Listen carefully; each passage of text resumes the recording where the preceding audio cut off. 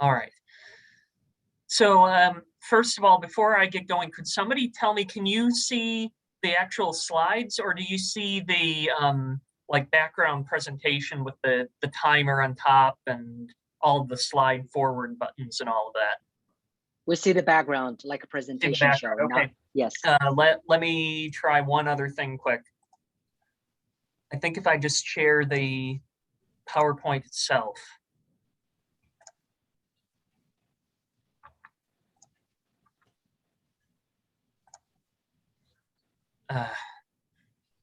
That's the negative of having two monitors. I'll disconnect the other monitor.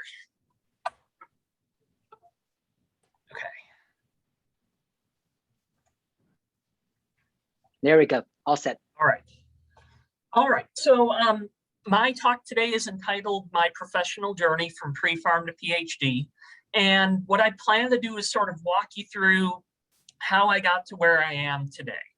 And I'll talk about my undergraduate experience, how I switched from originally being a pre-pharmacy major in undergrad to eventually pursuing a PhD in chemistry, and then how I got here today as a professor at Wingate University.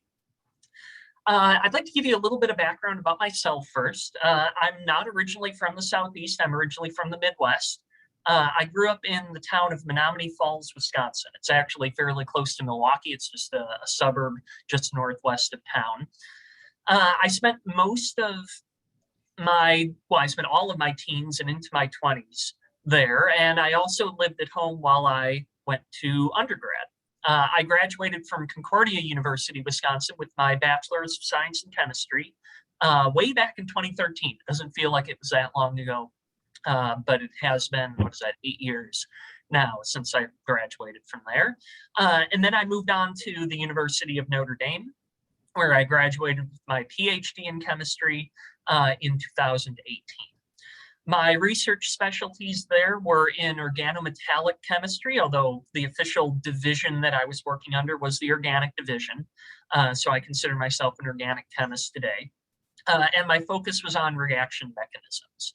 So some people in organic focus on synthesis. They focus on making very large complex molecules, where I focused more on studying individual reactions and how those reactions work.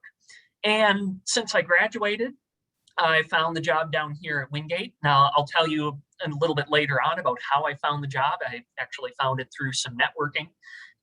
And I've been teaching organic chemistry and doing research with undergraduate students now for the last 3+ years.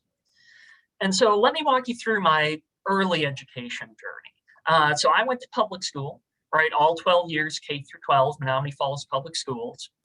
And then while I was there, especially in high school, I found myself doing well in a lot of my classes, right? I did well in almost anything, right?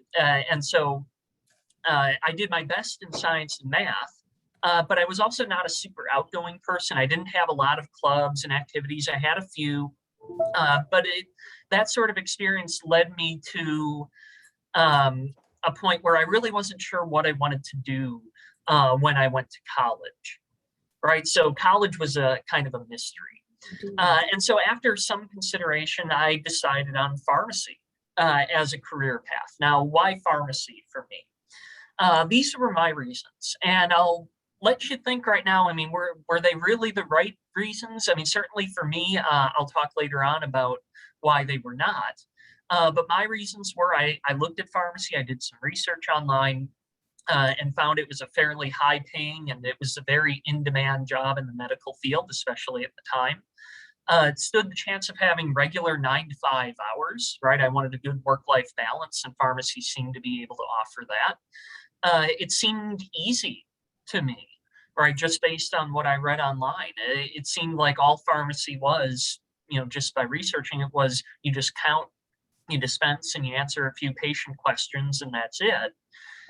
And because of that, it really seemed to fit my personality, skills, and strengths, right? I was not a very outgoing person.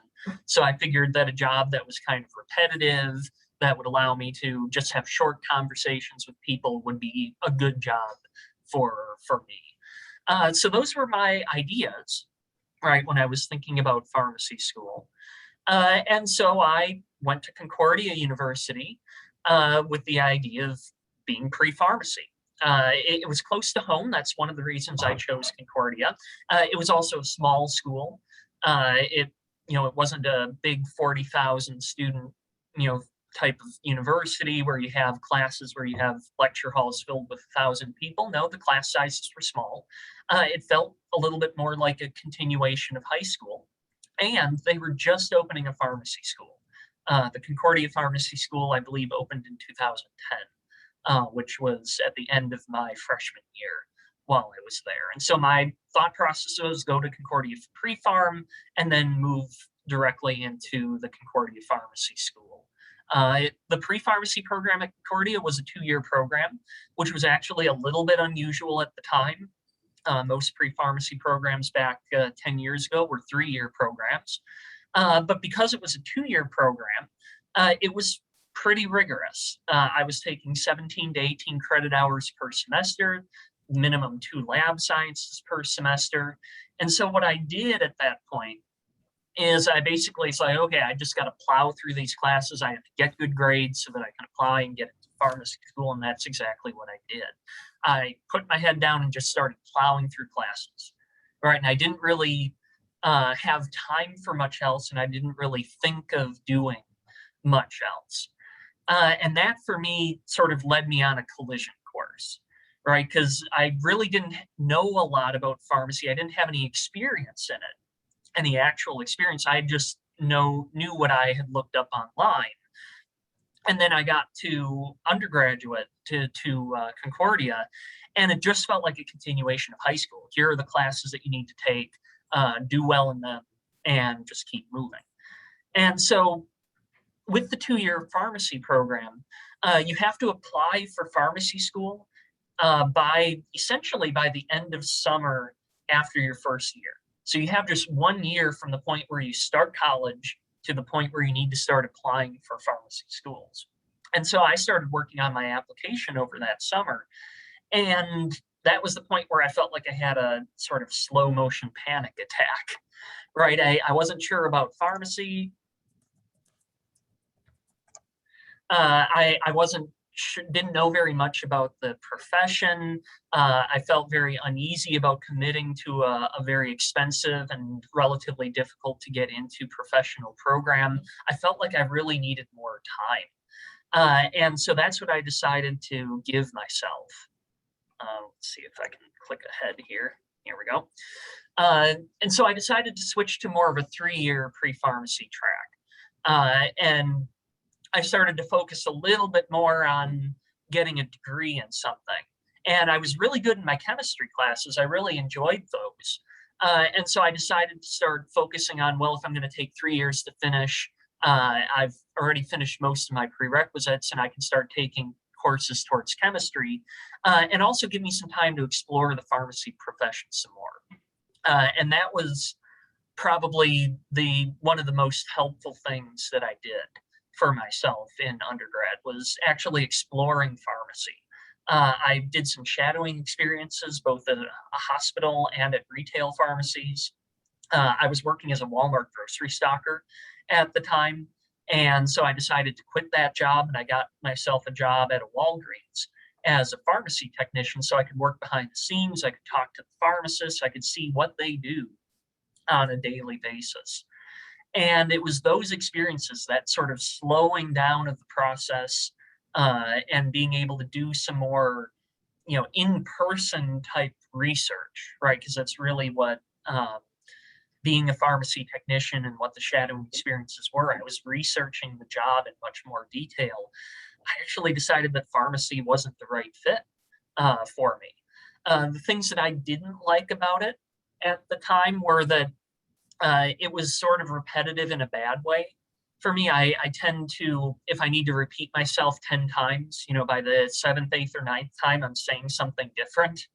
And that's not good for pharmacy when you need to essentially repeat the same thing about Lipitor to the 50 different people who come in a single day who need to use Lipitor. So that wasn't very good for me. I also found that pharmacy wasn't using many of the skills from the classes I most enjoyed. I really enjoyed my chemistry classes. I enjoyed all of my science classes, but chemistry especially. And looking at what the pharmacists were doing in the hospital and what they were doing in retail didn't really seem to fit. I really enjoyed lab work. I enjoyed uh, uh, making things and doing things in the lab. I enjoyed sitting down and studying how that stuff worked, right? The background, the mechanisms for chemistry. I really enjoyed all of that. And the pharmacists, while they had to take those classes, didn't really seem to be using it all that much. They were using other skills for sure, things that they used in pharmacy or learned in pharmacy school, but not quite as much as the stuff that I was learning in my freshman and sophomore year chemistry courses as I wanted, right? I really liked that kind of stuff. I wanted to do more with it. I also found that, being in pharmacy, uh, especially at Walgreens, almost felt like you were a retail manager. Customers out on the sales floor would come to you asking you where the shampoo is, that type of stuff. And after having worked at Walmart, I knew that being in retail was something that I didn't want to do. Pharmacists also seem to keep retail hours at especially at Walgreens. You'd have some who are working second or even third shift. During busy times, the job was very high pressure. You had to deal with insurance, which is its own mess in and of itself. And you had to deal with a lot of angry customers, right? And some people are really good at that. I'm not as good at dealing with somebody who's angry that they're not able to get, say, a 90-day supply over a 30-day supply, and their insurance isn't paying for something, that sort of thing. I was not very good at dealing with that, and I didn't want to deal with that as a job. And so all of those experiences together sort of led me away from pharmacy, and I had to make a decision where to go from there. I knew I liked chemistry. All right, I knew I'd liked both general chemistry and organic chemistry. And as I moved into my junior year, I took things like analytical chemistry and physical chemistry, which, while more difficult, I also really enjoyed taking. And so I started to focus on that more. I made chemistry my major, and I started to do some research. I did research both fall and spring in my junior year and the summer between junior and senior year, as well as some on and off during my senior year. And I enjoyed working in the lab. I enjoyed going in there and doing something that was unique, that utilized the skills that I'd learned in my classes, and I really had fun doing it. I still really didn't know what I wanted to do with chemistry, as I moved into my senior year. But I knew that I wanted to make chemistry more of a focus. And that's the point where I got my mentor in undergrad, Dr. Scott Van Ornum. He was my organic chemistry professor, so I knew him since my sophomore year. We did some research together, and he really kind of took me under his wing, right, with chemistry. I had no idea, what grad school was or what it meant or how it worked. I also didn't know how undergraduate worked before I got there, how getting a bachelor's degree would work, because I was one of those first generation students, and neither of my parents went to college. And so I was kind of learning along the way how it all worked. And Dr. Van Ornum is the one who taught me how graduate school worked. We even went and visited and toured his graduate alma mater, which was UW Milwaukee, which was fairly close by. We went down, we toured his lab, we met his research advisor, sat down, had lunch, and just a lot of great discussions all along the way. So he's really the one who convinced me that graduate school was the way to go. I'm also going to give a shout out. Dr. Van Ornum is still teaching, and he runs a Facebook page that I think is public. It's called Organic Chemistry in Indiana Jones. So if anybody's taking organic chemistry and is interested in Indiana Jones and how those two, kind of link together, it's just a fun page where he'll post certain things about reactions, mechanisms, things like that, and he'll weave the Indiana Jones theme into it. He's kind of like a Star Wars geek, but for Indiana Jones. He also posts a lot of cat pictures. So if anybody's interested in that, check it out on Facebook. I really enjoyed the page and he still posts to it today. So why graduate school? Well, I really enjoyed chemistry. I was really good at it. And it felt like a natural progression for me, right? I had moved on to college. I got my bachelor's degree. I didn't know if I wanted to work or where I wanted to work in chemistry. I didn't really know a lot about it. I needed more time again to decide what I wanted to do. And one of the great things about grad school is it didn't cost anything, it actually paid. Most graduate schools will remit tuition and fees, and they'll actually pay grad students a stipend of a reasonable, relatively reasonable living wage. Certainly Notre Dame did when I went there. And so what do you do in grad school? Well, there's certainly way too much to talk about in the amount of time that we have now. But the tasks for a grad student can be broken down into 3 columns. One is you take some classes, and it's maybe not as many as you might think. At Notre Dame, it was 6 total courses, 3 during the fall of your first year, and then 3 during the spring of your first year. And the courses are really interesting. They're graduate level. They focus on whatever area you're interested in. They go really in depth into topics, and they'll build knowledge, and you'll build camaraderie with other students in the class, right, as fellow sufferers of the courses that you're taking. You also TA, that stands for teaching assistant. What you do is you lead labs and recitation sections for undergraduate students. A lot of big universities that have Ph.D. programs will have grad students leading the general and organic chemistry labs, and perhaps even some of the higher level courses as well. You can lead recitation sections, which at Notre Dame involved going through a worksheet with a small subset of students from a much larger class on Friday afternoons.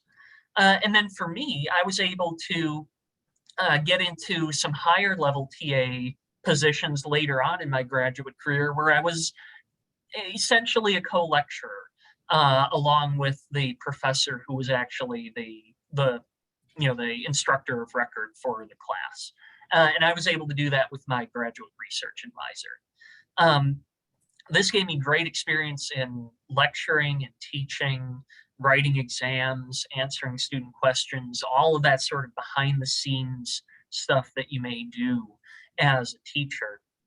And I really enjoyed it. I liked the classes, but I really, really enjoyed TAing, which is unique because many grad students get there and all they're really focused on is the research. I also enjoyed the research. And so that began after my first semester, and you spend lots of time in lab. Your advisor has a separate laboratory that's designated for his or her graduate students, and you work in there. You have your own space, perhaps your own fume hood. You just spend a lot of time in lab doing chemistry, which, at least for me, was a whole lot of fun. And you also get to write papers, so you learn how to disseminate your research. You get experience in presenting posters and talks, going to conferences, all of that sort of stuff you get experience in as a part of the research side of graduate school. And so after all of this, it took 5 years, which is the typical pathway from the time you start graduate school to the time you graduate, although some can take longer or shorter depending on project and advisor. But for me, when the time came for me to graduate, I knew I wanted to teach. All right, I loved my TA experiences. I liked teaching at the college level. I liked the material, especially organic chemistry. And so I knew I wanted to teach. Teaching compared to pharmacy, I knew I wanted to teach at a smaller, primarily undergraduate institution because I really enjoyed working with students in the lab. I felt like that would provide a good work-life balance as well, just like I thought pharmacy would. And I also wanted to pay it forward, right? I went to a small, primarily undergraduate institution. I had a mentor there. And so I figured, that's what I want to do with my life, is I want to be the mentor to other students. I want to help them along their paths. And if that path takes them to pharmacy, fantastic. If it takes them to chemistry, fantastic. If it takes them somewhere else, fantastic, right? I just want to help students along the pathway to their career goals. And so I spent some time getting the job right. I put in lots of applications. I did a lot of networking, talking to other people. I practiced for interviews. I really leaned on people a lot when I was focusing on the job application process.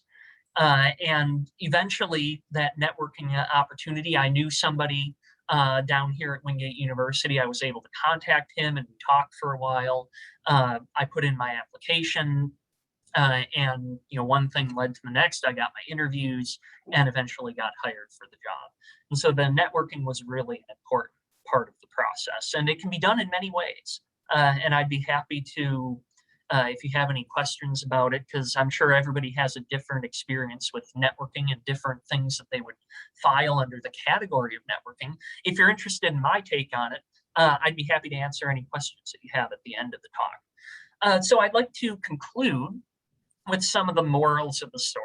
And I'm sure you may have heard these before. I'm sure most people have similar morals to their life story, right? At least people who have gone through the undergraduate experience the way that we are. Explore lots of options. You never know what you may be interested in. I wouldn't have guessed at the beginning of my undergrad career that I would have left with a bachelor's in chemistry and been so interested in it that I wanted to go to graduate school for it. I never would have guessed that. I assumed that I was going to get some sort of a standard job in the medical field in pharmacy and spend the rest of my life doing that. Your ideal career, my ideal career certainly was at the intersection of what you're interested in, right, and what you're best at doing. And so you have to find where those two things intersect, what you're actually good at and what you're actually interested in, and where those two come together. And it may be multiple different things, right? Nobody says that there's just one job out there for you. But if you find something that's at one of those intersections, that's where you're going to be most happy and most satisfied. Again, networking, staying in touch with past contacts, talking to people, finding contacts through people are all important things to do from early on. And lastly, don't be afraid to change course. Your first choice may not necessarily be the best choice for you. It certainly was not for me. And so I think this is where I'm going to end. I did have a couple of slides on some of the research that I've done here at Wingate, but it appears we're kind of at time. So I'd like to open up the floor to any questions that you may have.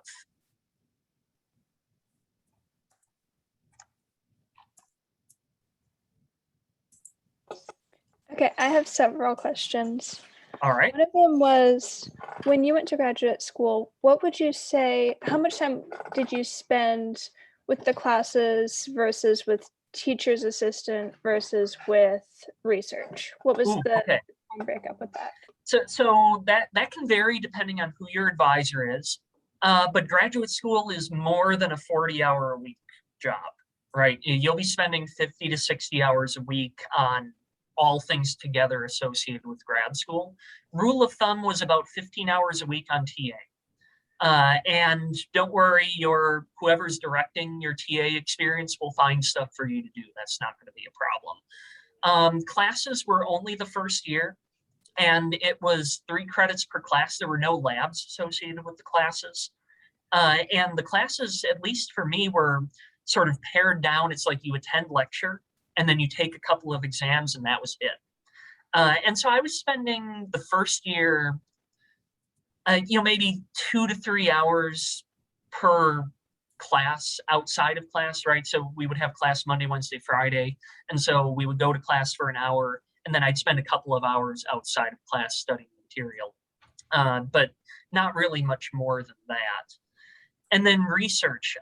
Research starts slow, and then it ramps up to a lot. For me, it started in spring of my first year. And there, I mean, of course, my advisor realized I was still taking classes. I still had this 15-hour-a-week TA responsibility. And so he expected a little less out of me those first few months, where basically it's like all of my free time outside of doing my other responsibilities, I should be in lab. But he also didn't expect me to be there until like midnight or anything. I still kept regular hours during that year. And then summer hit and all those other responsibilities melted away. And then it was, a dead charge into research. I was spending 8 to 12 hours a day on in lab doing research, and there are downtimes, there are breaks, and you can take lunch and you can go for dinner if you need to, things like that. But yeah, I'd say between 8 to 12 hours is what I was spending on my research, and that just continued then from my second year all the way through my fifth year. I did do a bit more TAing later on as a third and fourth year grad student, but that was my choice, and my advisor was very supportive of it because I really enjoyed the teaching. And so he was able to weave the teaching into my research, and I was able to manage both of those.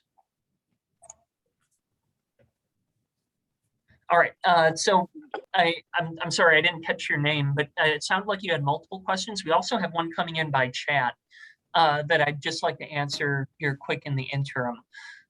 Where do you think you would be if you had not chosen Wingate? Ooh, that's a good question. Wingate was one of the first places that I had interviewed at that actually offered me a job. And they'd offered me a job at what I felt was a median salary level. Benefits were good. And so I took it. If I had not taken the job at Wingate, I probably would have been at another primarily undergraduate institution. Who knows where it would be? I did a national job search. So it could have been, I'm originally from Wisconsin, so it could have been a school in Wisconsin. I had an interview set up at a school in Missouri. I had an interview set up at a school in upstate New York. So it could have been any one of those places, but certainly I like to think that I would still be at a smaller university just like Wingate, if not Wingate itself. Okay, other questions? I think Dr. Johnson is raising her hand. She has a question. Okay. Yes, I really enjoyed your talk. Thank you so much. And it's really nice to see you again. Quick question. Yes, good to see you. Hopefully you got everything up and running. We finally did here at Wingate. Yes, we are up and running. So if you ever need a GCMS again, you know who to call. Well, it may happen. Things here with our instruments can be shaky sometimes. Yes. A quick question about your current position. How much of your time is spent teaching versus spent doing research and doing service activities? Okay, fantastic question. I spend a majority of my time on my teaching responsibilities, not just in class or in lab, but also the prep work building up to it. We teach what's called a 4-4 load. So that's 12 contact hours in the fall, 12 contact hours in the spring. And I typically get at least one overload one of those semesters. So it's a pretty hefty teaching load. I'd say somewhere around 75%, 70 to 75% I spend on teaching. I have service work that I do. I'm actually the chair-elect for our local section of the American Chemical Society, so giving a shout out to that, the Carolina Piedmont section. We're not doing in-person meetings now, but we have a Zoom meeting coming up soon. And so we do that kind of stuff, and next year, 2022, I'll be chair of that. I'm on a couple of committees. One of them is the Gen Ed committee, which is actually meeting fairly intensely right now. I spend maybe 10% of my time on service. And then the remainder is research. I usually work with between 1 and 3 undergraduate students per semester on various research projects. And so I'd say maybe about 20% of my time spent on research here at Wingate. Thank you. It sounds like you're very busy. Always am. Okay, I think we only Thank have you. time for one more question, so I'll read that so Dr. Tutkowski can answer is from Bridget. During your undergraduate experience, did you explore careers in science with the campus career services? With campus career services, yes. Not so much at the undergraduate level, but when I got to graduate school and I had to make decisions about what I wanted to do, I utilized the Notre Dame career services for grad students quite a lot. I mean, not just in helping me find opportunities and showing me where to look for opportunities, but also in getting them to review my application documents, things like curriculum vitae, teaching statements, diversity statements, all of that kind of stuff. In undergrad at Concordia, I didn't do as much utilizing as that. I probably should have done more. But at that point, I had really fallen under the mentorship of my undergrad organic prof. And by the time I made it to my senior year, I knew what I wanted to do, where I was going to go after I graduated. Thank you. I think our time is almost up, and for our students, I'm pretty sure you can find Dr. Tutkowski's contact on Wingate Gate and Wingate website. And if you want to explore more about his research and or about Wingate undergraduate program, please feel free. I think I'm pretty sure he's very willing to help you guys. Well, absolutely, I'd be happy to answer any questions you have. Just contact me. If you look up my name and Wingate University, you should be able to find a bio page that has contact information. Thank you so much. I'll stop recording and thank